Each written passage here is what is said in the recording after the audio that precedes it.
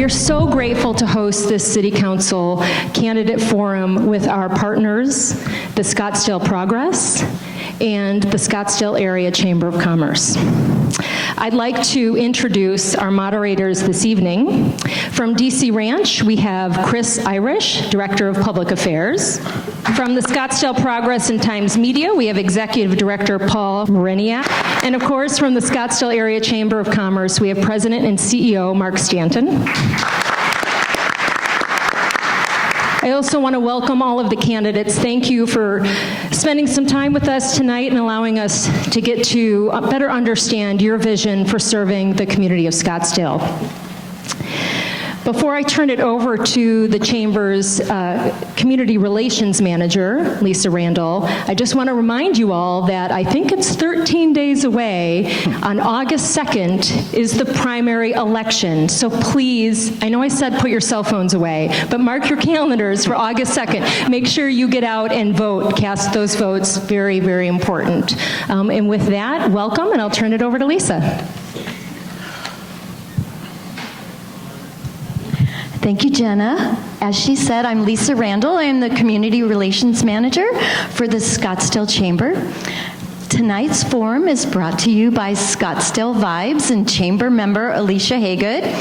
I want you all to check out Scottsdale Vibes podcast. They drop every Monday, and you'll discover even more about this community we all love. You'll see a QR code on your program. Just put your phone up next to it and start listening. So it's my job to let you know what the rules are tonight. And the first rule is for all of you. Now, we all know you're going to conduct yourself in a very respectable manner because you care. You all care about this community. That's why you are here. So tonight's forum is timed down literally to the minute. So we ask that you please not applaud. I'm sorry to ask you to do that, but we want to give all of our time and attention to these candidates behind you. The rest of the rules are for the candidates. So every question tonight, in one form or another, came from you, the community. Every candidate is going to have 30 seconds to give an opening remark. They will each be asked a series of questions, which they will have 1 minute to respond. Now, timer. This is our second forum, and our Crackerjack timer team is back. Chamber Ambassador Justin Lehman, he's watching the clock, and we got Chamber staff Teresa Cleland. So she is going to be holding up some signs. When you have 10 seconds left, she's going to hold up that yellow sign. And when your time is over, you all know that red sign's going up. And what happens if you keep talking? She is going to ring that bell. And believe me, they learned. It's a little scary, right? Teresa knows her stuff. Well, they will also have an opportunity if someone is mentioned by name. There may be a 30-second opportunity for rebuttal, and that will be at the discretion of our moderators. And finally, they will have a 1-minute wrap-up question. But kind of the fun thing that happens interspersed amongst all of these really serious topics that we're going to be covering, we will be asking them some lightning round questions. These one-word answers are going to give you a little more insight into our candidates, kind of see the personal side about them. We're going to start our 30-second intros with Mr. Tim Stratton. Great. Thank you, everyone, for turning out tonight. And I want to thank the DC Ranch Association, the Chamber, and the Progress for hosting this very important candidates forum. Why am I running for City Council? I'm running for City Council because I love Scottsdale, and I want to make sure that we are the best Scottsdale we can be, that we're making important decisions, that we're running the city in a fiscally prudent manner, and that we are taking care of the things that the city needs to take care of, such as police and fire. Thank you. Good evening, everyone. I am Raoul Zubia, also running for City Council. I am a lifelong resident of Scottsdale, been here my whole life, and have been very involved in organizations both with the city and outside of the city. Later on, I will tell you all the reasons why I'm running, but suffice to say that I want to continue to keep our city as great as it is. Thank you. I'm Kathy Littlefield. I'm currently on your city council, and I'm running for a third and final term to be your voice on our city council. The theme of this campaign for myself is overdevelopment. Overdevelopment has always been bad for Scottsdale's residents because it clogs our streets, overtaxes our infrastructure, and blocks our views. I ask that you help me to help you, to be your voice, and to keep our city special. Thank you. Hi, I'm Councilwoman Solange Whitehead, and I was elected in 2018 to bring community priorities back to City Hall, and 4 years later, things are much better off. I've protected neighborhoods, we've scaled back development, restored fiscal discipline, and today, Scottsdale has more parks, infrastructure is funded, and the McDowell-Sonoran Preserve is protected. So with the support of many residents in our community, police and fire, I am up for re-election, and I'm enthusiastically running. Thank you. Hi, my name is Pamela Carter. I'm a former business owner here in Scottsdale. Lived here I was born and raised here. So I'm really pleased to be here. Thank you so much for having me. How many of you, this doesn't, just raise your hand if you know what the golden rule is? Okay, do unto others as you would have them do unto you. That's the theme of my campaign, because I want to make sure Scottsdale stays the beautiful city that I grew up in. I am against the high-rise, high-density apartment buildings, and I want to make sure that our neighborhoods are neighborhood-friendly. Thank you. Good evening. I'm Dan Isaac, and I'm running for City Council for one simple reason. Scottsdale is a beautiful and thriving city. I want it to remain that way. To do this, we must maintain our economic strength, we must achieve sustainability, and we must enhance our security. My analytic and financial background will help keep Scottsdale strong. I will use facts and data, while some of my fellow candidates will spin false narratives and weaponize inaccurate data. And the incumbents will support economy-killing positions which will increase your taxes or decrease your services and amenities. Thank you for attending. I'd appreciate your support. Well, it's good to be back in DC Ranch. My name's Barry Graham, running for City of Scottsdale City Council. Last week, I attended an open house proposing 300 some odd apartment units in the Shea Corridor. It was a mockery of the city's open house process. The event was held in 115 degrees outside, and it was clearly designed to limit resident input. It was a farce. My residents' first campaign is about allowing more people to have more say in their city. Thank you. Our first question, we're going to start with Tim Stratton, and we're going to move to the candidates left one at a time, and I'll just remind you that you have 1 minute to respond. If elected to City Council, what would you do to attract and retain new businesses? Thank you. That's a very important question, and one that I think the City Council, it's part of their job, right? As council members, we should work together to recruit and retain business and spur economic development within the city. There's a lot of things we can do, outreach outside the community. We can target corporate headquarters, folks who want to come to Scottsdale. We have a wonderful asset in the air park.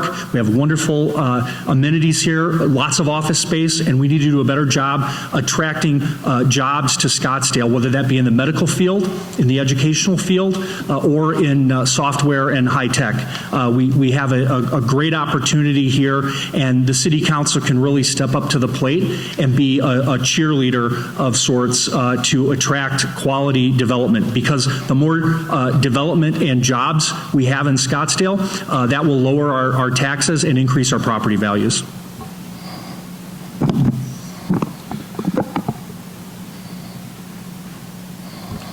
we must keep Scottsdale financially strong, and to do that, we need to be able to attract businesses. Right now, it's hard to attract businesses because the housing problem does not allow for businesses to come in, look at the city, figure out how they can attract all their employees to come live here in Scottsdale, work in Scottsdale. If we can't do that, we're going to miss out on other cities which are doing a great job right now of attracting those jobs, those businesses.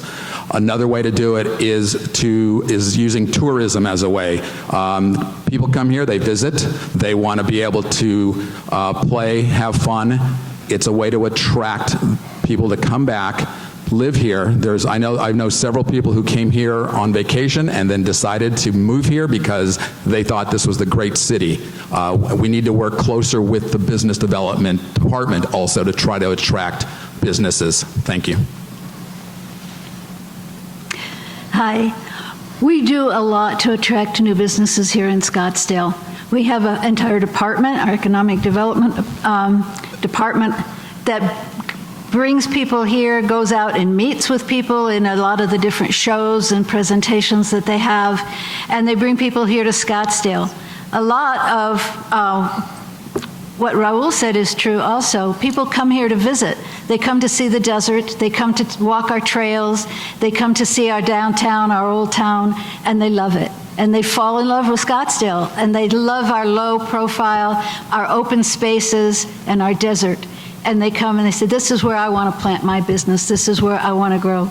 Experience Scottsdale does a lot of this with us. They are an organization the city supports, both emotionally and financially. And I support them also. They bring a lot of people here, and we get a lot of business that comes here because of them. Thank you. So Scottsdale has to stay true to that which made most of us move here, and that's the underlying quality of life issues. We have open space, we have a preserve, we can easily access many places, and we have both high quality social experiences downtown, as well as opportunities at our amenities like our swimming pools and our playgrounds and sports fields. So continuing to invest in that is what attracts high technology companies in particular. Over the last 20 years, we've done a great job. We've expanded our economy beyond just development to the medical field, and now we're seeing a lot of high-tech companies coming to Scottsdale. We have to continue to work with these companies, but we will never be the type of city that brings in manufacturing, but we are good at bringing in the headquarters, and we are attracting quite a few from California right now. Thank you. I love this city. I was raised here and a former business owner myself. We had the largest sports medicine and weight training facility in the nation. We owned that for 10 years, worked with a lot of the sports teams. We had the NFL, we had Phoenix Suns work out at our facility. So I do know it's possible to attract businesses here and have them thrive. And I agree that Scottsdale is a unique place. There's nothing like it, I don't think, and I know in Arizona or in the nation. This is a world-class destination, and tourism, I believe, is one of our main sources of income. We bring in millions of dollars every year in our tourism business, and I think that we need to continue to keep Scottsdale safe for our businesses and our residents by keeping the open spaces and continuing to keep it a beautiful city so that it will attract those that want to stay and live here. Maintaining our economic strength is crucial to make sure that we continue to be the city that attracted all of us to be here. And we need to diversify that economy. My company, one of the things it did was site selection for employers who were looking to see where they wanted to actually locate. And there were anywhere from 40 to 60 variables that they could take into account, but there were three broad categories. The first was ease of doing business, which includes the regulation and the infrastructure. The second was, is there an adequate labor supply, which means we have to have a good school system, both secondary and university, to feed the appropriate employees to these companies. And the third was livability. And livability encompasses several aspects. Do we have the entertainment? Do we have the curricular activities, the open space, and so forth? But it also means safety, and it also means available housing for that workforce. So I'm very familiar with what it takes to attract businesses. I help Fortune 500 companies figure out where to set up shop. It's a very good question, and I think we've done a very good job of attracting businesses. They're moving here in droves. They want to be here, just like a lot of people want to move here. I think part of the factors that make Scottsdale so attractive for businesses is that we have low taxes, we have good schools. People really consider those factors, and I think that's very important. I don't think, however, that we should rush to be in overeagerness to accommodate businesses that want to move here by sacrificing a lot of the things that make us our character and make us who we are. I don't think we should be doing things to sacrificing the golden goose of Scottsdale, which is our tourism. And I don't think that we should be so overeager for businesses to come that we sacrifice your quality of life. I think it's very important to protect your quality of life. Like I said, we've done a great job.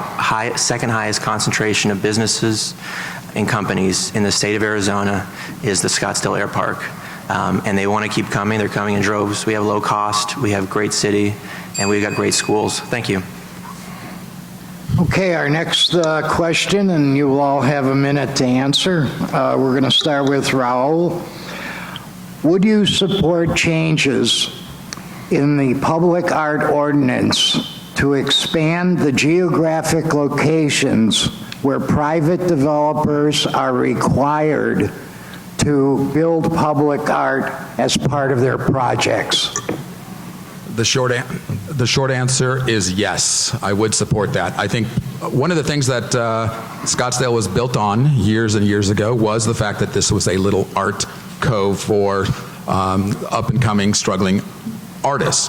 So we've always been arts have always been a part of Scottsdale. So we must continue that. Public art is a great way to show arts for everyone. So yes, the answer, yes, I would heavily support it. I think it should be funded by developers because if, after all, they're here to attract the business that they want, let's find ways to attract the arts, the people to see the arts that are around that we already have is so good, but I'd love to see more of it. Thank you. Yes, I support the arts.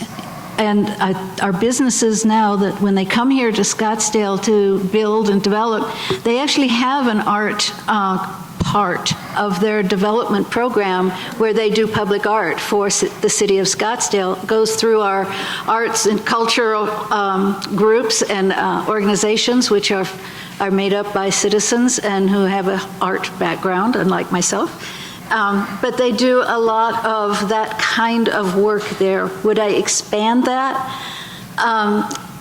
I would expand, yes. I think art is very important in Scottsdale. It's part of our culture, it's part of our history, and it's what people come here to see. Our statues, part of that art. And it can be a lot of different things. I think we should expand what can be decided as part of that program and part of that art so that we have a better selection and a better group of things to choose from. Thank you. Thank you. So yes, I agree public art should be in other locations. One of the first things I required is that public art be visible and accessible to the public. But I don't think that public art is enough. We were not asking enough of our developers when they were coming to us and asking for more height or additional density. So I've really expanded on that. When a developer comes and wants a nice infill project, I ask for that public art, but I also ask for public open space space that is protected into perpetuity. And I ask for pedestrian throughways because our visitors and residents alike want to be able to see the public art while they're on a walk, connecting all of downtown, for instance. And I have also asked for higher better building standards that make that are greener, that will result in lower utility bills for future residents and less urban heat. So public art is an important function, but just one of the components that's important. Thank you. Well, as we all know, Scottsdale started as the most western town. And I think art has been a primary focus of those that founded Scottsdale. Winfield Scott, he was a chaplain and founded, as well as our Stillman Railroad Park, I believe, is an icon here in our city. So I don't know about funding, using development as a way of funding art. I do think that does need to stay in the private sector as well as in the public sector. And I think it should be a part of our everyday life. I love Scottsdale's heritage and culture. I think our Western art, our Indian art should stay and remain, and we should encourage that. So the arts are important. They're part of our history. They're part of our culture. And my answer actually combines part of what Ms. Carter said and what Councilmember Whitehead said. I believe that it is nice to have private support of the arts through development standards, but I also think that should not be the sole source, and we have to rely on individuals supporting the arts as well, and hopefully our community will continue to do that.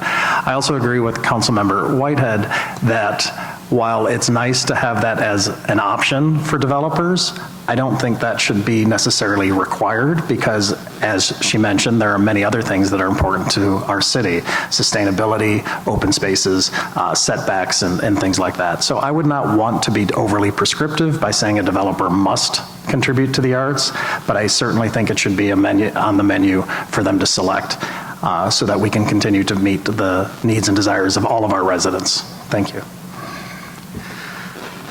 Art is such an important part of our history and our heritage. If anybody's been to down Cattle Track, the art compounds there, the art galleries we have in downtown Scottsdale, art and artisans are our heritage. And this talks a little bit about what some of these candidates have said, is that when we offer or when we grant rezonings, upzonings for projects that want something from you, your city, more height, more density, less setback, step back. That is our chance, our only chance to get something for the citizens in return. And a component of that is definitely public art. And do I support expanding that sector? I do. But we have to go beyond public art. Public art is that's a quality of life component of living in Scottsdale. It's a big part of why it's beautiful to live here. I also think that we've got a downtown with over 100 art galleries. Just talking a little bit about art, it's probably the best art gallery district in the country, and I think you can't have an art city without having a great art district. Sorry, Teresa. I got to behave. Yeah, so the arts are a vital part of Scottsdale's economy and our quality of life. I'm really excited about this question because as part of running for council, I've had the chance to go down and meet with so many different people in our city. And for those of you not familiar with what's going on down in the Civic Plaza right now with some of the art-related projects that came out of the last bond package, it's really inspiring to see what we can do in downtown Scottsdale to enhance, to promote the arts, really make it a destination. We have people coming in for all sorts of reasons in the city. Let's give them an art reason to come as well. Expand on the galleries. We can really model Scottsdale and really drive economic activity in our downtown core and in other parts of the city. In terms of requiring art from developers, I absolutely believe that it should be part of the discussion process. If a developer comes to the city asking for special treatment, asking for zoning, then we should have that negotiation. We should ask for that. But I don't think we should require it. We would require it as part of the discussion. Okay, thank you. We're going to have our first lightning round question, and we're going to mix it up and start it with Barry. And then from Barry, we'll go to Tim and down the line. And the question is this. Besides Scottsdale, what is your favorite city in the United States? United States. Barry? I spent 7 years in Boston, so I like that city as well. Thank you. My favorite city is Canandaigua, New York. For those of you not familiar with it, it's in the wine country in the Finger Lakes, and it's got a beautiful, gorgeous lake that is just to die for. Mine is New York City. I like the energy, the buzz of a big city. I liked Plano, Texas, when my husband and I lived there. It was a small suburb of Dallas, and we had a very, very wonderful neighborhood. People that were living there, very warm-hearted, very kind, very loving. We really enjoyed living there. Well, I'm going to give St. Petersburg, Florida, I guess as my favorite. It's a great beach town, and it's a fun nightlife city, too. And I'm from Florida. So. I would say Boston, because I love the old historic buildings. It's just such an amazing culture, just filled with all kinds of beautiful history of our nation. So I really am drawn to the East Coast, even though I was born in the desert. So go figure. Monterey, California, if it weren't in California. That's good. That's good. Best answer. Good answers. Good answers. This question, we're going to start with Councilmember Littlefield and move from there to her left. Scottsdale has been one of the cities that has been on the forefront of the issues surrounding short-term rentals. And recently, Governor Ducey signed some legislation that reinstated and created some regulations to municipalities to help manage the issue. What specifically would you like to see happen next as far as regulations on short-term rentals? Short-term rentals are a huge problem in Scottsdale. We have about 8,000 of them now. And actually, I brought with me tonight a summary of the new legislation that the state has put into effect. It will go into effect on the 24th of September. And if you go out to my table, I have a stack of what that legislation involves. What I would most like to see is that legislation enacted. It's very, very good. And it puts some protections to the people in the neighborhoods, and it puts some limitations on what can be done with the STRs. Thank you. So the legislation that was passed adds some protections, but not nearly enough.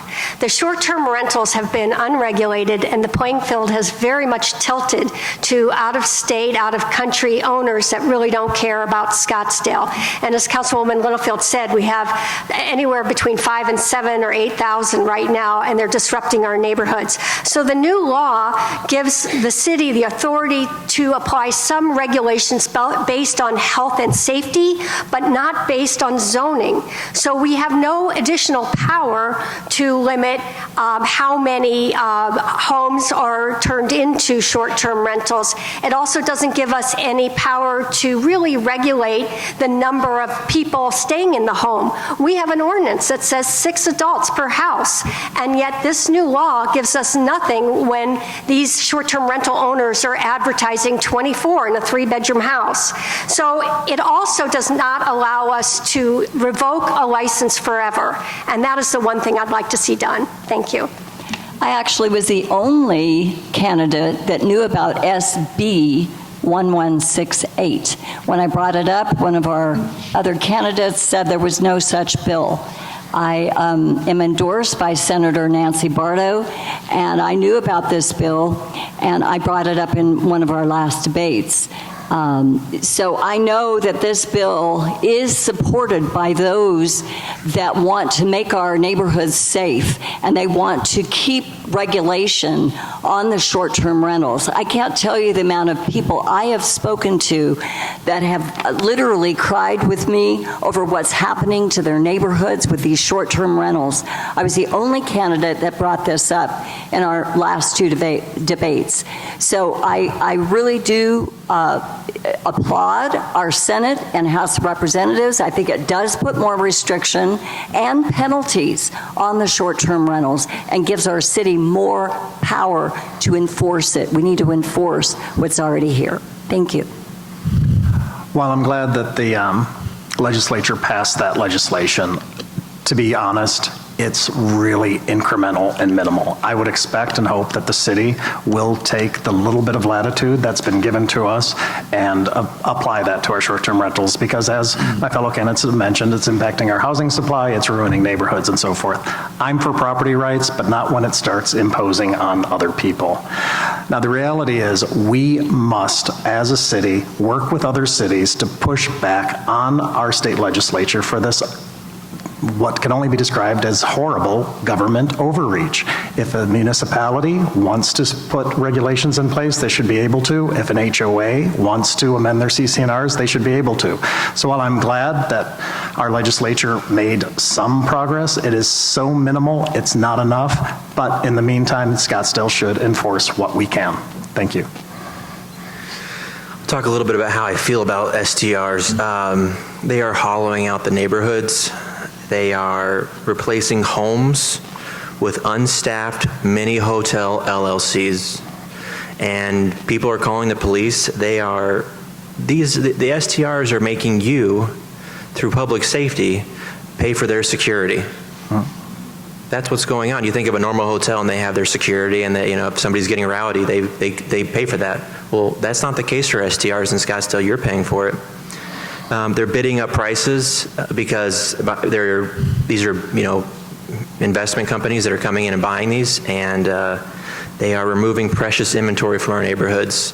The bill that passed, while I agree, it's extremely incremental. One of the big problems with it is that it doesn't tie a bad actor STR to a house. It ties it to an entity. So if you're savvy, you'll just open up a new LLC, transfer the title to the LLC, and you are scot-free. We've got to do more. We've got to rein this in. We've got to talk to our legislatures and press them to give us more authority over regulating STRs. Thank you.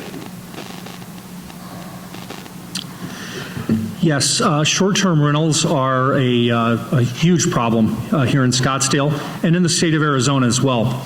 When I was out canvassing, getting signatures to get on the ballot for council, I got close to 2,500 signatures, and I would say that short-term rentals are the #1 issue that I heard about from voters across the city in all parts.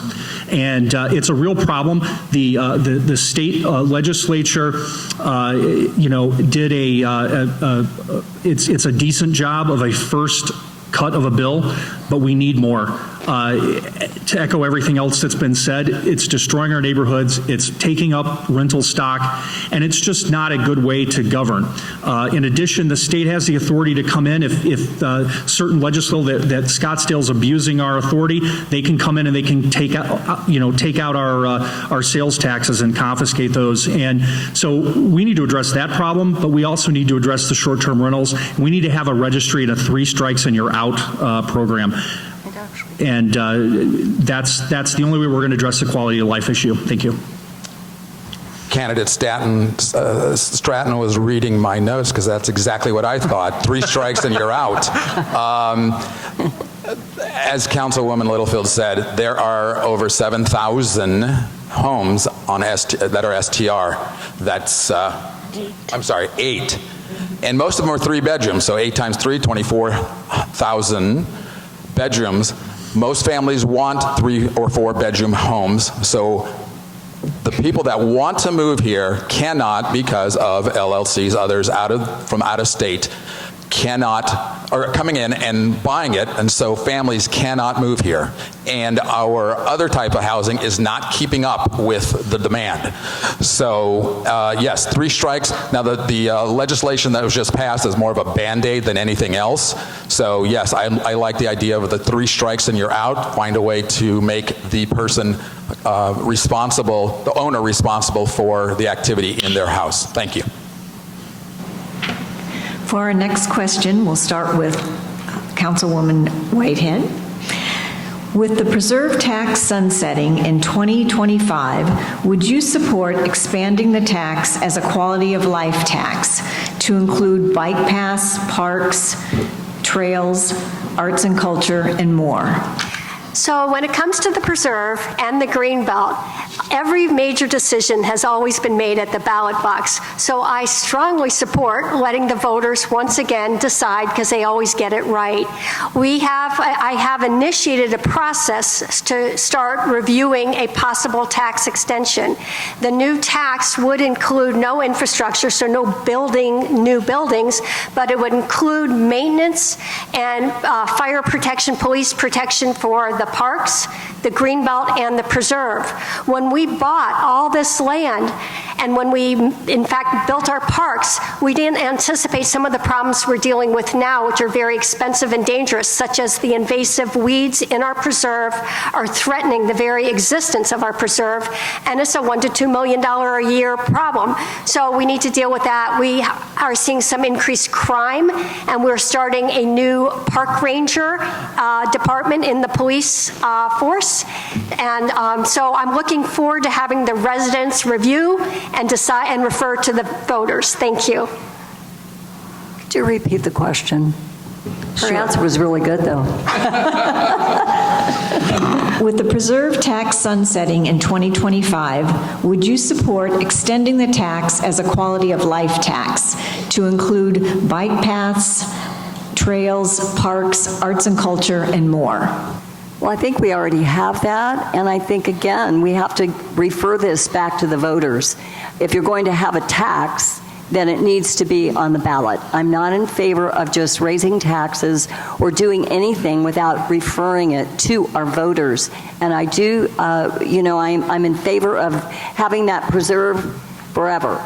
I don't want any buildings. I do know January 11th of this year, they were talking about a $1.2 billion project to build that preserve and bring trolleys up there and everything else. And it was very mind-boggling that it was actually even on the planning commission or the city staff presented that, because I think it needs to remain the beautiful preserve that we all love. I do agree for hiking trails and biking and whatever we can do to keep it maintained, and I do believe that should go to the voters as well. Thank you. So I assume many of our residents and lots of our visitors thank Councilmember Whitehead for all she's done to protect the preserve. She has my utmost gratitude. I also agree with her that we should ask the voters how they want us to spend their money. But where I differ from Councilmember Whitehead significantly is I don't want to tell them that they only have the choice of A or B. If we're going to ask our residents to continue paying a tax, then they should have the right to say what the full range of options would be. And the City Council recently formed a task force to investigate the extension of the tax, specifically either to maintain the preserve or to buy additional land. If you really want resident input, then you need to ask them not just A or B, because it could be C, D, E, or F. Let's go to the residents and ask how they want their tax dollars spent. And with the upcoming economic downturn, we have to be very careful how we're spending your money. Thank you. I hope the downturn isn't too severe. So what I'll say about that is it's going to expire, and I would actually, if I can sort of answer it in two ways, we're going to have about $35 million in that tax. As far as the taxes we've collected are going to exceed the bonds that we've that we've paid off to acquire the land. It's going to be like a $35 million surplus. I would support asking voters if we can use that money strictly for maintenance of the preserve, paths and trails, not building there, but maintenance. And then I agree. Part of living in, we like to talk about how happy we are that Scottsdale's a low-tax city, and part of being a low-tax city is you lower taxes when you can. And so in this case, I would recommend, or I would favor asking voters what they would want to do with that money if they approve extending it and what they want to do. There's more to the story in our finances. We don't, this isn't something that people like to talk about, but we've got some big pension liabilities for fire that we have to take care of soon. Teresa, I'm sorry. Hold me accountable, please. So the issue of the preserve and taxes is a very important one. I actually worked on the preserve bond issue as the city's bond counsel many years ago, so I know the issue quite well. And we do have, or will have, if everything holds up, a corpus of money that's left over from the payment of those bonds, and I believe that we should repurpose that money with voter approval to create a trust fund for the maintenance of the preserve. I've spoken with Chief Shannon on numerous occasions. It's a tinderbox up in the preserve, and we need to take care of the city's most valuable asset that we have, and we need to take care of that by proper maintenance, by clearing out fire breaks, by making sure that the preserve is protected, because it is an economic engine for tourism. In terms of extending the tax, I would be in favor of referring it to the voters. Personally, I want to reduce our taxes, but it is a voter call. But I think the money should be used for expenses of maintenance and not acquisition of additional land at marginal benefit. Thank you. As others have mentioned, there's going to be tens of millions of dollars, somewhere I've heard up in the ballpark of $70 million that are going to be in reserve. That should be used for the maintenance of the park. I'm for the extension. I think it should go to the voters to get their say in it. They should have the last word as to whether or not they get the extension. However, I think it should be used as a way to maintain, for training, for public safety training, so that we can bring in the proper trainers, proper training, proper equipment to help the preserve during what inevitably will be some large brush fires. So we need ways to be able to do that. I think that's what the tax could be used for, but since it is going to be a citywide tax, we should look at other ways to use that tax also. We could look at parks, we could look at other public safety, we could look at various ways of using that tax, but once again, it must go to the voters first. Thank you. Thank you. The preserve has two major bond issues. One expires in 2025 and one in 2034. The one in 2025 that is expiring by vote of the citizens can only be used right now for the purchase of land inside the preserve boundaries. That was the limitation when the voters approved the bonds. So if we want to spend it for anything else, it has to go to a vote of the people. No ifs, ands, or buts about it. For myself, there's going to be about $34 million plus or minus balance after we pay off the bonds that was used to buy the land with this bond package.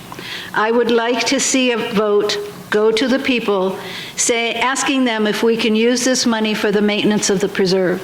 We do not have money for that, and we need it desperately.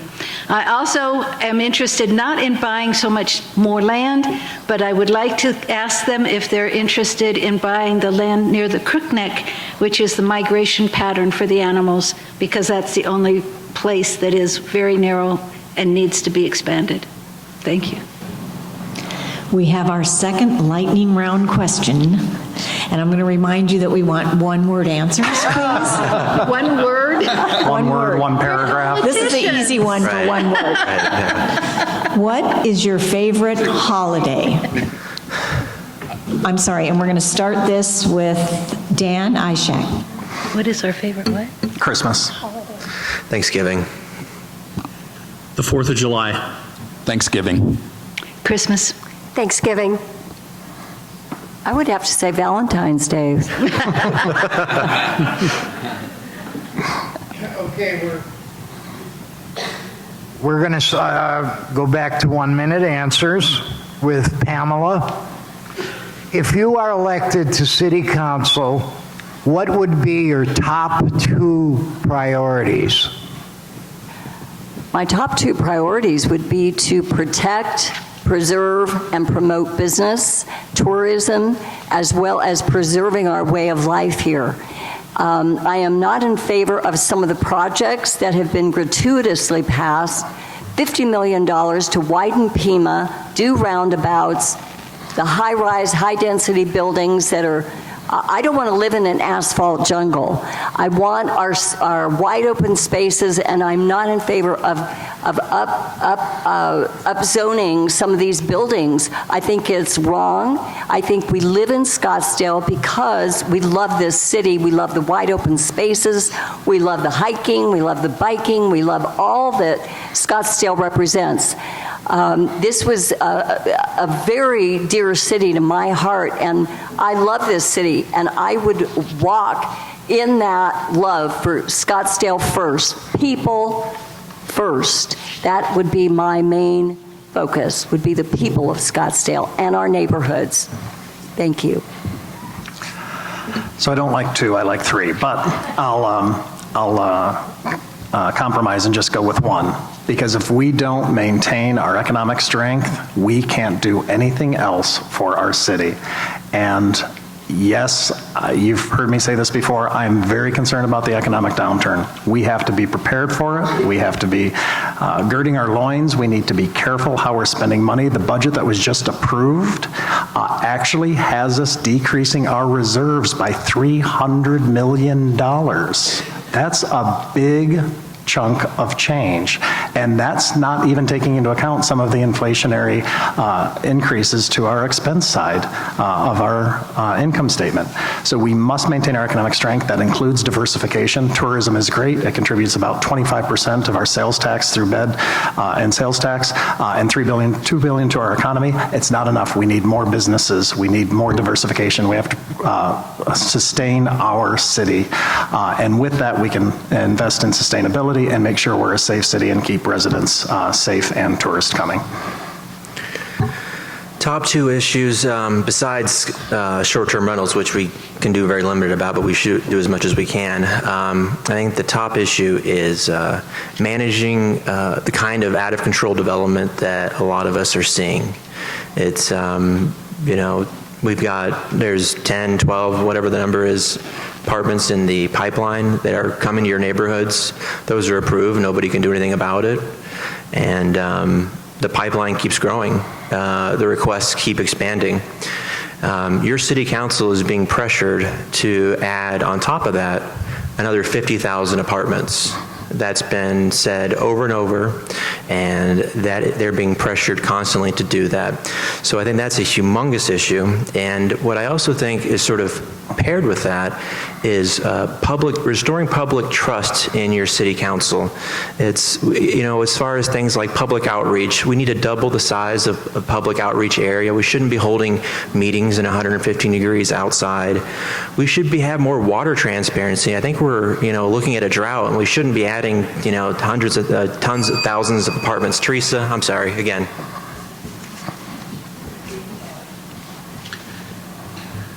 Thank you. So the 2 most pressing issues that I feel are facing the city of Scottsdale are maintaining our economic position through economic development and the pending water crisis. I think that both of those kind of go hand in glove. Any city, every city has to grow and develop and evolve, and the challenge is to do that in the way most respectful to the residents.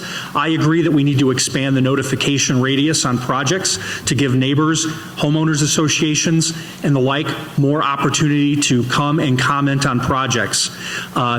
I certainly don't want to put apartment buildings in people's neighborhoods. Why would I want to do that? I live in a neighborhood. My kids live in a neighborhood.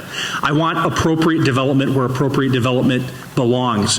But we need to be realistic about it. We need to understand that Scottsdale is about 33 miles from north to south. We have a tremendous geographical area.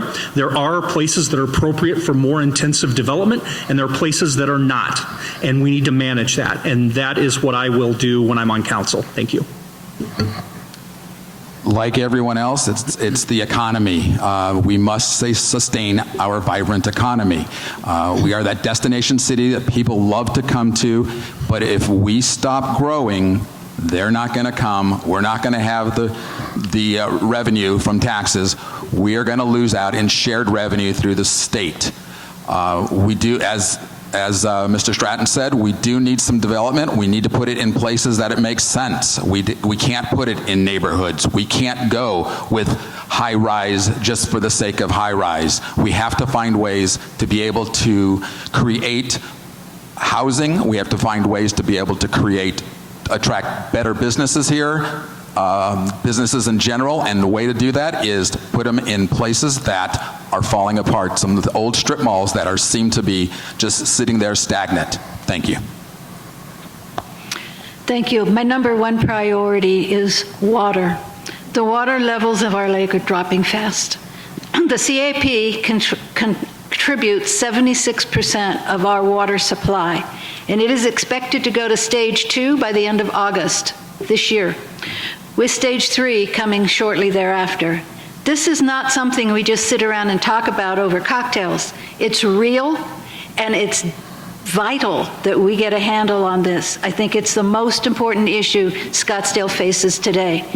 I don't think it makes sense when we are facing this kind of long-term drought that we look at high-rise, high-dense, multi-apartment complexes to increase the water usage now and into the future when we're all going to be hurting for this. It doesn't make sense. So that's one. The second thing would be controlling development and making sure that it does make sense in the context of our water shortage. Thank you. So I guess we agree water is my top issue. There will be no economy without water. The two best new sources of water are conservation and recycling, and Scottsdale has invested in both for 20 years, but there's much more we can do. I call it untapped abundance. So without upsetting anybody, I want you to know that people who live up north, when you flush your toilet, we turn it into drinking water. Yeah. We're not piping it into your homes. Be sure to know that right now. But we do have a facility, one of 3 in the nation, that can recycle water, and that's going to be crucial. Unfortunately, we can only get water up to about Shea. So south of Shea, we're not able to get that water, that sewage up to our plant. So I have asked our water department to begin the funding process, which they did 4 years ago, actually, when I was elected, to have the capacity to bring more water up. And I am running out of time, but there's a lot of space between overdevelopment and stagnation, and we have to make sure that we have the right development. Thank you. All right, next question. Again, it's a 1-minute answer. We hear an awful lot of discussion about development, about quality development, and concerns about overdevelopment. That means different things to each one of us. So if you would please, and we're going to start with you, Dan, please give us an example, a specific example of a project that's been built or under construction that you believe is an example of good development, and one that is an example of what may be poor development in your eyes. So development is obviously a touchy topic, and just for the record, I have only heard one person say that we should build 50,000 apartments, and he's sitting to my left. I have not heard a developer, I haven't heard the city council, I haven't heard any candidates say that. And as far as the 10,000 figure, we all received an email from the city saying 4,700 are approved. There may be 10, 12,000 in the pipeline, but the city has said, and all of the candidates have seen it, there's only 4,700 approved.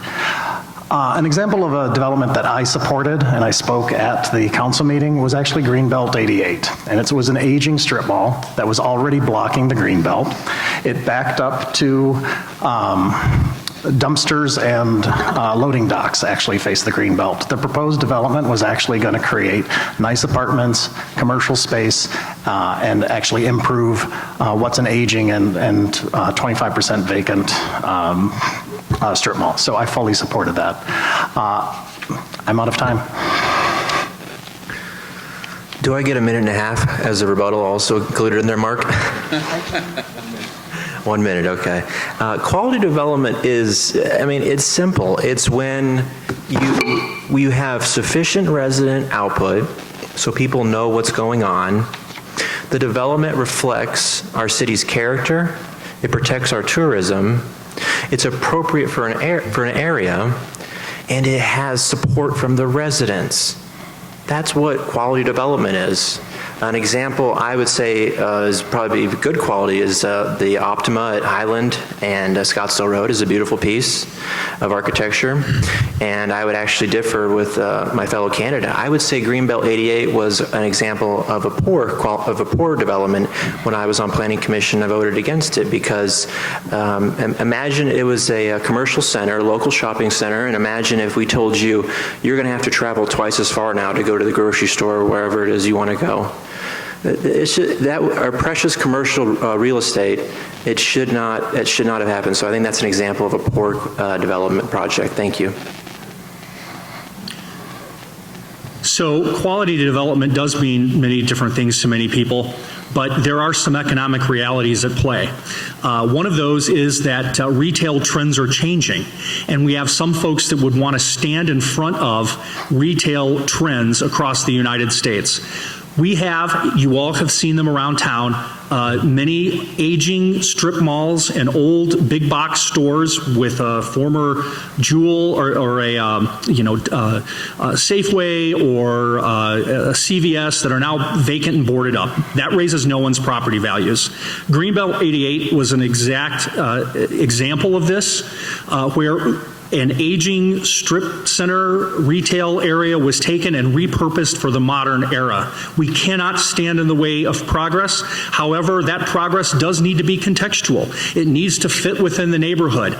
You know, the trend now in retail is for much smaller footprints, small shops, coffee shops, and with a mix of residential. That's the economically sustainable model going forward. You cannot fight economic trends.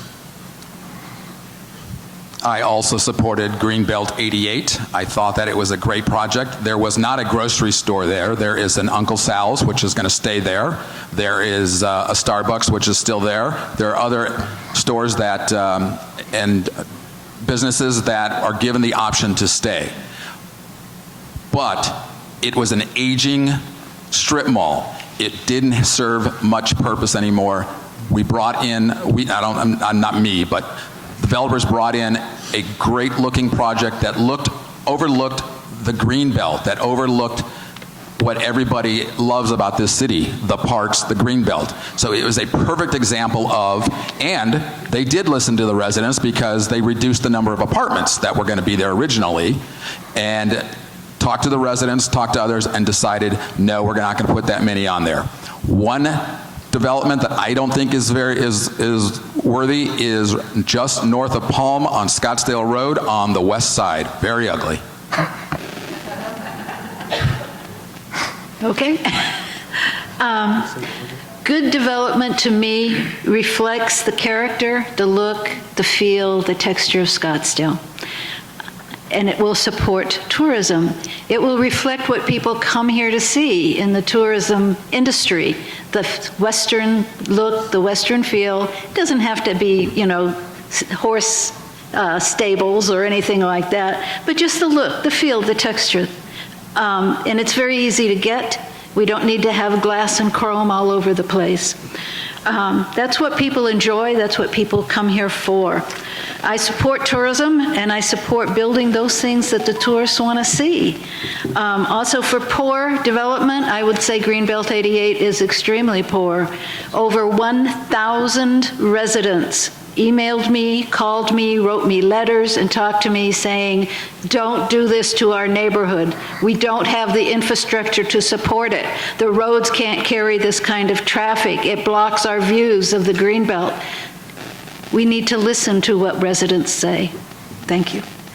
Okay, so I'm going to dive right into the Kimsey. A developer and his team came to me with a proposal for Indian School and Scottsdale Road. And they wanted to tear out 3 buildings and put up 3 90-foot plus apartment buildings. And I said no.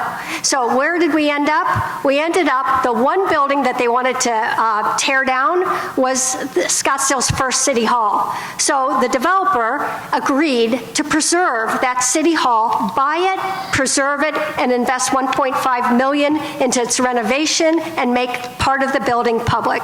The other 2 buildings, we knocked 2 floors off, and we looked at that design. It's in the area, there's a lot of that mid-century modern, so he changed the design of the 2 buildings so that they are mid-century modern. He added a robust amount of trees. He created a paseo, a walking path that's perpetually protected, that brings residents into one of our lesser used quarters of the downtown. And I'm out of town, but it is a fabulous project. I'm very proud, the Kimsey.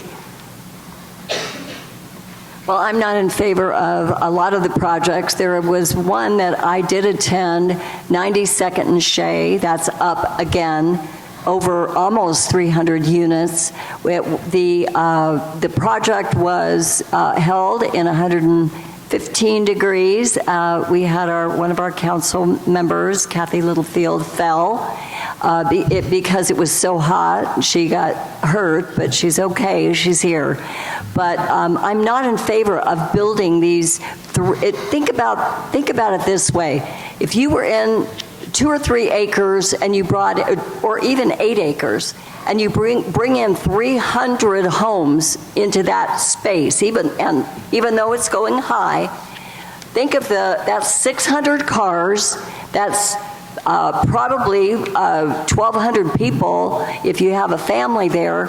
Just think about the traffic and all that entails with building these high rises. Over our codes are 36 feet. That's what I'm in favor of. Thank you. Ka-chow! That's right, lightning round. We're going to start with Raoul, and we're not going to limit you to one word. You've got a couple words to play with here, so deep breath in, cleansing breath out. Here we go. Snack food preference. Oh, jeez. What? Snack food preference? Snack food preference. Snack food. Snap? Oh, Snack. I thought he said snaps. What? Could be snap peas, but we're just going to go with snack. I don't really have one. I'm much of a snack food eater. Snack. I'm not a snack food eater. Chips Ahoy. Because that's what I have right now in my cabinet. So Chips Ahoy. Well, I can't eat a lot of sugar, so it's salty things like pretzels. Does fruit count? I eat a lot of fruit, but I do eat some bad things too. Fruit's my favorite food, I think, and it's got a lot of sugar, just natural. Oh, I got hooked on these potato chips from Trader Joe's.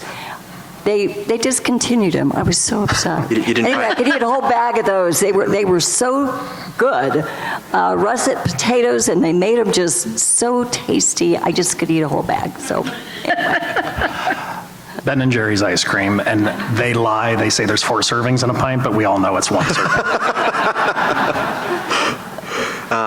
I like salty snacks, so my wife's gonna, when she sees this video, I don't think we're broadcasting live, but she's with the kids, but walnuts, sunflower seeds, almonds, that kind of stuff, the salty. And she's gonna roll her eyes when she hears that. So I have 3 kids, and when they were younger, they were hooked on Pirate's Booty, which are these little, kind of snack cheese puffs, and I got hooked on them too. So.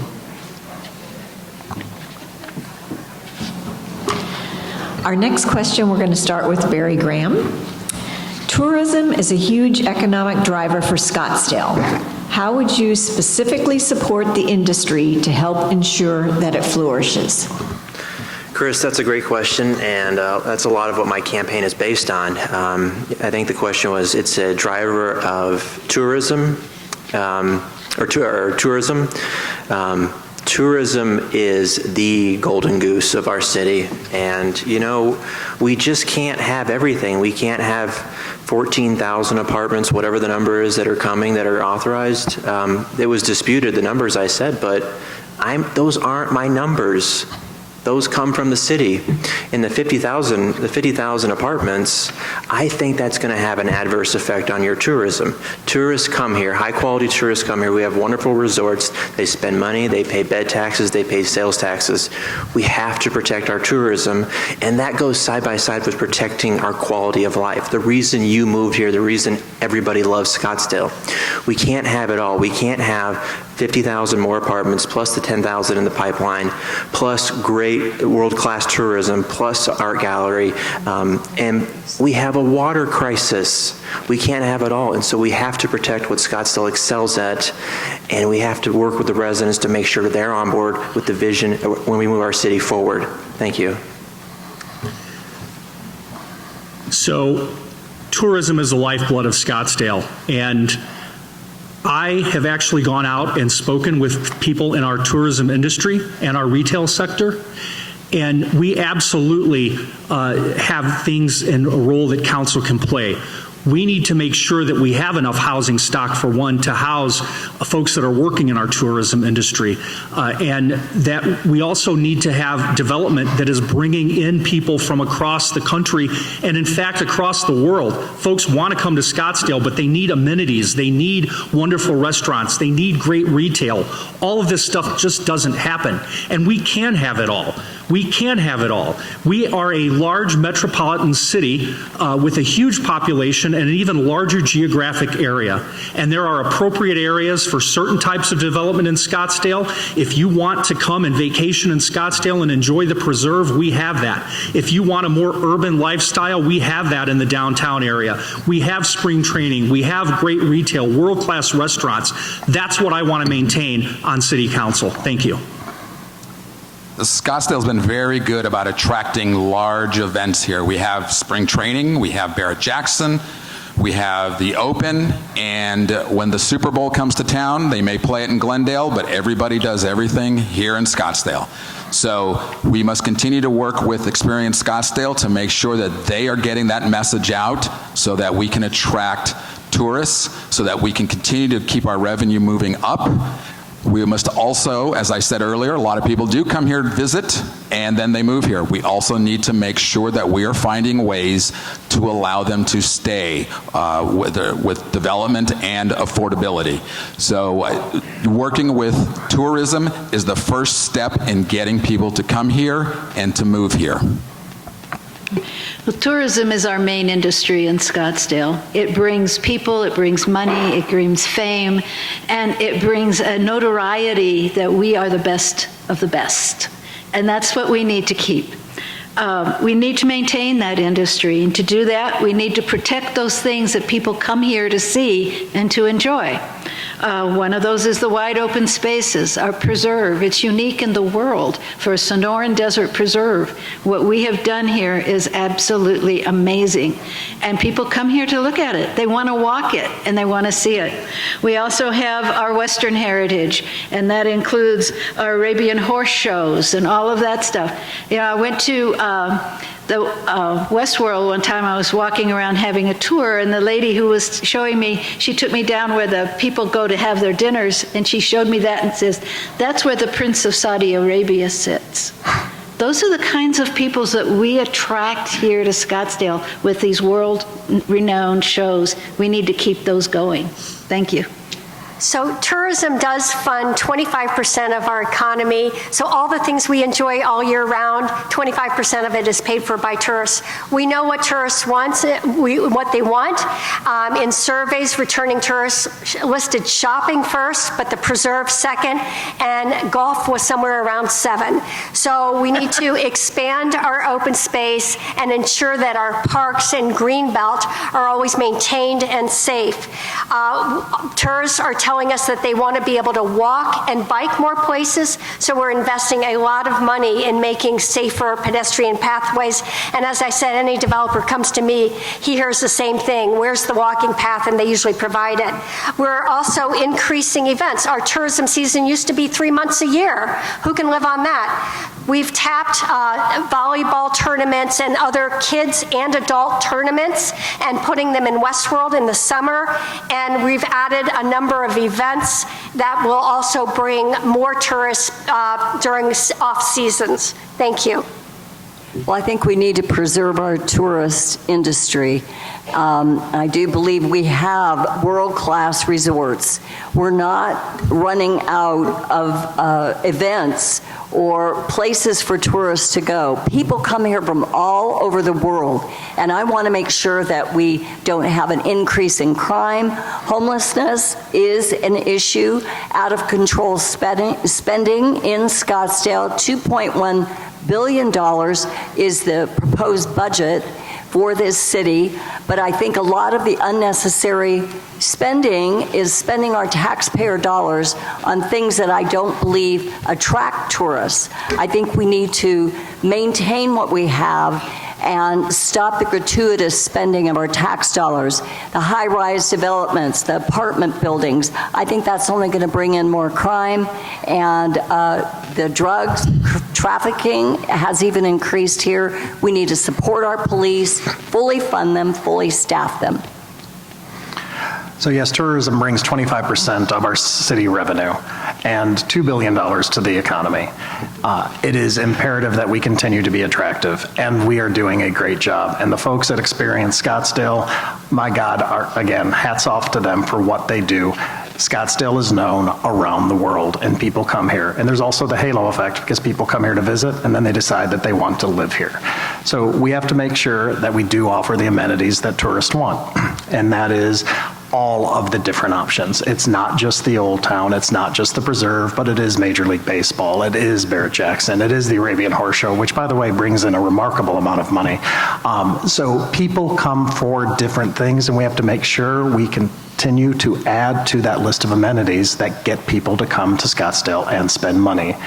And one of the things, and Ms. Carter touched on it, is we have to make sure that our tourists feel safe, and that does mean we have to fill those open spots on our police force and make sure that people are safe, whether they're at home, at a hotel, or in the parks and preserve. Thank you. Okay, the next question, possibly the last, but who knows? It'll start with you, Tim. 1 minute answer. What specific area of economic development would you like the city to focus on? I think that we need to, as a city, do a better job recruiting and retaining corporate headquarters. In terms of economic development, I think that that's one area that we could do a better job in. There have been some efforts along the way to kind of create what's known as the Cure Corridor with Mayo Clinic and some of the other healthcare assets that we have. I think that makes a lot of sense. I think we need a renewed push for that. I also think that we could do a better job recruiting educational institutions as well. You know, there are a lot of Midwestern and East Coast universities and schools that have been looking over the years and have successfully created satellite campuses in Arizona, so their students have an Arizona warm weather experience, and some cities have been able to make some investment and some employment gains off of that. In addition to that, I think we have to start thinking about this as a long-term issue in terms of keeping our tourism fresh, and I'll just leave it at that. But we need to make sure that we have those amenities that tourists want to keep coming back to. Thank you.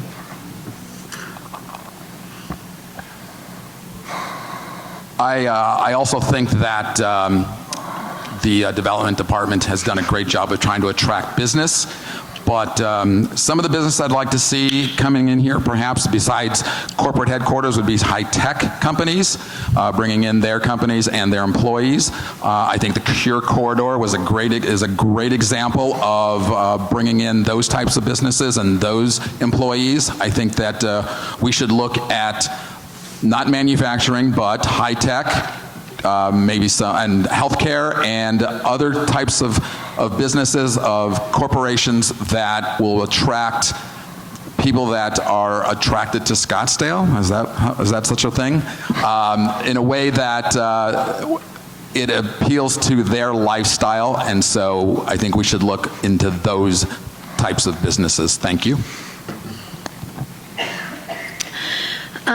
I think one of the things we ought to be doing is continuing as we have begun and focusing on those things that we're already doing and doing very well. We need to increase, I believe, our medical center education, increasing the schools that we have and the different hospitals that teach. We have a tremendous resource in medical technology in Scottsdale, and we ought to be using more of it and doing more with it. I also believe high tech is a big center for Scottsdale. I like the Sky Song. They're opening up their final building now and moving in more high-tech stuff into that, and I think that's a good move. And I think we could continue with that work in Scottsdale. We're a good center for that kind of thing and for high technology. Also, I believe education is an area that we should focus on. High specialty, high-tech education, where we could bring more focus on special areas. Thank you. So Scottsdale has expanded its economy so much since I came here 26 years ago, and the Cure Corridor was mentioned. We also received an award for being the best city to start a startup. And so high tech is exactly where Scottsdale excels, and we're bringing in companies from all around the world. Israel, for instance, is a startup nation, but they need to grow that next level, and Arizona is perfect. So we're seeing a lot of growth there. I do want to touch on tourism. Again, 3 months isn't enough. We've really expanded. We are making our facilities around the year booked by expanding to sports, medical tourism, and by hosting more events to bring people into our city that for the events, so that then they discover us at a whole nother level. And I do want to mention that we must continue to protect that which made us valuable to begin with. So that's my priority. Thank you. I am also in favor of the air park. I love the air park. I think that can be something that can be developed. It's already going that direction. I do think that more and more businesses we can house in the air park. I love our airport. I love the air park, and I do believe technology is increasing. And I would like, a lot of people work from home now. So I do think protecting our preserve, protecting tourism in our city, bringing in these high-dollar events like Super Bowl, spring training, this brings in hundreds of thousands of dollars every year. So I'm in favor of keeping Scottsdale the beautiful place that it has been. As a native Arizonan, I love Arizona, and I love what's happened here in Scottsdale. I think that we're on the right track, but I do think we need to stop the overdevelopment of the high-rise, high-density apartment buildings. So the city has certainly done a great job in expanding its economy over the years. And as we've already talked about tourism and how we have to make that even stronger. We also have to make sure we attract the businesses that are more recession-proof. And we've heard high tech and healthcare are two of those industries, and we've done a good job there. We can do more.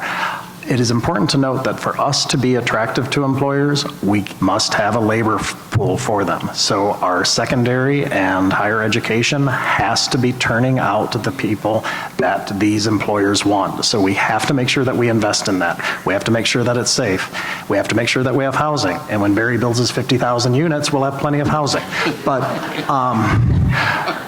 But in reality, Scottsdale is doing all of the right things with regard to being attractive. I mentioned before that in site selection, we have to make sure that there aren't impediments. We can't have unnecessary regulation and rules, nor can we have high taxes. And again, Scottsdale is attractive to many employers. Thank you, Dan. I'm glad we can poke fun at each other. August 24th, 2021, the Multifamily Housing Association told city of Scottsdale that Scottsdale needed 50,000 more apartments. It's not my number. They're pressuring your council for that. So to answer the question, I'm a big fan and support the health corridor, the Cure Corridor, the health economy and industry. We have people with, we have a senior population, and that just makes sense in Scottsdale, high-skilled talent. The other aspect is, once again, it's over and over, a broken record, we have to protect our tourism. We can't keep building and building and building forever. Tourists are not going to want to come. Scottsdale is going to look like any other city. And we have to be careful about our water. And you know that. We've got water shortage. So we've got to be very careful. We've got to remember why we all moved here and what makes Scottsdale so special. Thank you. Okay, we have time for one more lightning round, and we're going to start with Solange. What is, and please limit your answer to one word. There may be 2 words in some answers. What is your television guilty pleasure? American Experience. I don't watch television, but I don't know because I don't watch TV. But I think I kind of got into this show where you married the person at first sight. You never met them until you married them. Married at first sight. My friend sucked me into that one, but it was kind of a fun show.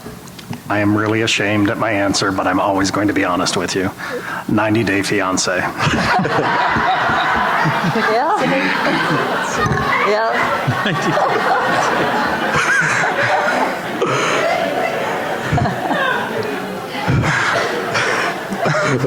There's no following that.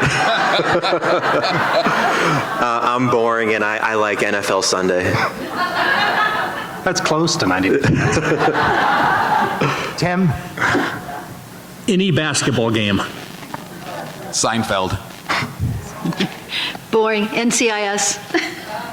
So now we're going to invite each candidate to offer a 1-minute closing, and we will start with Kathy Littlefield. Thank you.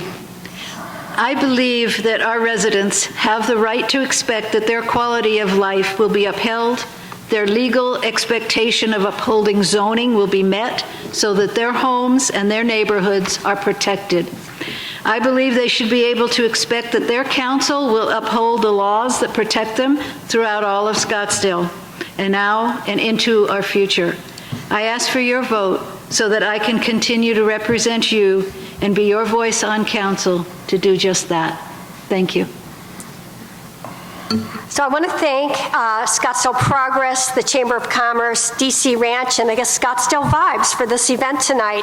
Representing Scottsdale residents is a job I enjoy every single day. Cities really matter. A well-run city can deliver more for less and make people happier too.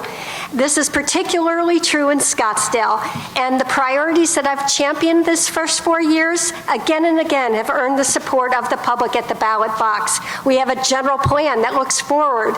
We have a community-based bond package, and then in 2018, we passed the Protect Our Preserve initiative. So realigning City Hall to match Scottsdale priorities has strengthened us financially. We're investing in our neighborhoods. We're protecting our Sonoran Desert lifestyle with a renewed focus on sustainability and preservation. And I've had the encouragement of thousands of residents, which is why I'm running for a re-election. And I also want to thank COGS, police, and fire for their endorsements. Thank you. I'm Pamela Carter, and I'm running to be your next councilwoman because I love Scottsdale. I love the people of Scottsdale. I love the community feeling that I grew up with here in the city of Scottsdale. I'm a native Arizonan. I was a former business owner, and I want to preserve the integrity and history of its rich Western heritage. And I want to ensure that all our citizens and legal residents are a top priority. I will be your voice on the City Council to protect your homes and property values. You want your home to be worth more next year? Raise your hand. It will be if I am in charge of the city budget because I want to keep our taxes low, and I want to protect from the high-rise, high-density overdevelopment blocking our views, and I want to keep Scottsdale the beautiful city that I grew up in, and keep our neighborhoods safe, low crime, and low taxes. Thank you for your vote. Vote for Pamela Carter, and go to my website, pamelacarter.com. Thank you. Thank you all for attending and paying attention and not judging me too much about the 90-day fiancé. As I've said before, I first visited Scottsdale more than 20 years ago, and I kept coming back. And it was an easy decision that this is where I wanted to live, as it was for most residents, because 3/4 of the people in Scottsdale weren't born here. So Scottsdale is special. Its natural beauty, its great services, and the seemingly endless amount of activities make Scottsdale the destination for tourists and for people to want to live here. And as I've also said before, Scottsdale didn't just happen. It was created by the men and women in our history who were forward-thinking and visionary, who kept saying, what else? What else? What else can we do to make Scottsdale even better? And that spirit of Scottsdale is what made it great, and we have to fight to keep that spirit of Scottsdale alive. I'm going to bring the same discipline and skills I used as a business leader to manage our long-term finances, to identify new opportunities, and to collaborate with interested parties. And of course, I will make decisions based on facts and data and input from our residents. Together, we can maintain our economic strength, achieve sustainability, and enhance our security. I thank you for your support. Well, tonight's been a lot of fun, and I want to thank Mark. I want to thank Chris. I want to thank Paul. I want to re-apologize to Teresa for going over so many times. I want to thank Justin. Justin hasn't been thanked yet. And I want to thank everyone else for being here. When I started my Residents First campaign, I made 2 promises. I will run a fact-based campaign, and my campaign will remain positive. So far, I've kept both promises to you. I believe voters are tired of negative campaigns that play fast and loose with the facts. My campaign is straightforward. I want more people to have more say in the future of our city. That includes the pace of growth, the quality of development, and preserving the character of our city so it continues to attract visitors who keep our taxes low. So thank you again so much, and I would appreciate your vote. Please visit my website at Barry Graham, Residents First. Thank you. Hi, Tim Stratton, and I'm asking for your vote for City Council. This is a job interview, and you are being asked to select 3 of us to manage a enterprise with a budget of approximately $2.1 billion. Experience matters. And out of the candidates here, I would offer my experience working with cities and towns across the country on bond and finance and budget matters, on pensions and other public indebtedness and other public budgeting matters. Economic development is intensely important. We need someone who's going to manage Scottsdale for the future. What we're offering each as a candidate are our experiences. It's up to the voters to decide the direction and who they want to lead the city. City Council doesn't speak as one voice, as one person. We are a council of individuals that make up the decision-making body of the city. I think we need at least one candidate on City Council that's focused on finance and focused on keeping taxes low and the budget in line. Thank you, and I appreciate your vote. Thank you to everyone. Thank you, Mark. Thank you, Chris. Thank you, Paul. Thank you to everybody out there for attending and putting up with us. It's not an easy job, I know. My name is Raoul Zubia. I am running for City Council. I want to be your next council member. I'm a lifelong resident, and I've seen a lot of changes up throughout the years. And 2 examples of some great collaboration between the citizens and the leaders is the Preserve and the Green Belt. But unfortunately, we're seeing more divisiveness than collaboration. And I think my 25-year banking career gives me the ability to make decisions that will affect all of us, that will continue to keep our lifestyle the way we want it, the way it should be, to continue to keep the taxes low, to continue to keep the programs, the amenities that we are so used to having continue. So I welcome your vote. Please go to zubiaforscottsdale.com. Thank you. Okay, well, we're going to wrap up now. I want to thank all of our candidates. Big round of applause for the candidates. Outstanding. There's no denying that your hearts are here. And I think we all know that it's not an easy ask to run for public office, and I think they're doing a great job, and thank you for stepping forward and trying to keep Scottsdale such a wonderful place. I also would like to thank Scottsdale Vibes. Alicia, are you in the house? I don't know if you're here, Alicia.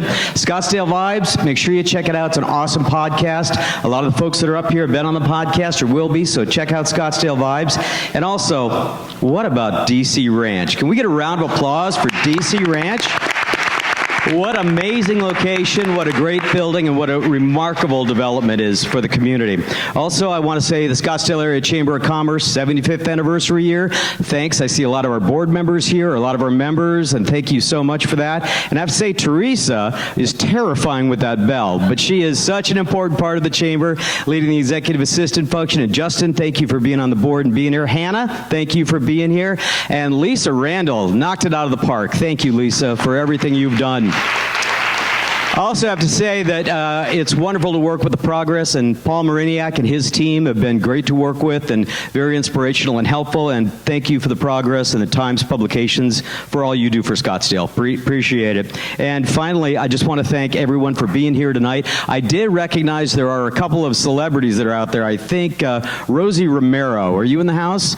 Rosie on the house, right there. We got a media celebrity right there, Rosie on the house. Also, I think there may be some other candidates for office in the room. I know John Arnold, I see you there for LD4. Other candidates, I don't know if I saw some other candidates there. Sarah, good to see you. Thanks so much. Who else have we got back there? Awesome. Great. Thank you for being here. It shows you're paying attention, and that means a lot to us. Have a great evening. Check out the websites. The candidates are going to mingle, so come and talk and say hi. Thanks, guys. Thanks very much. Good night.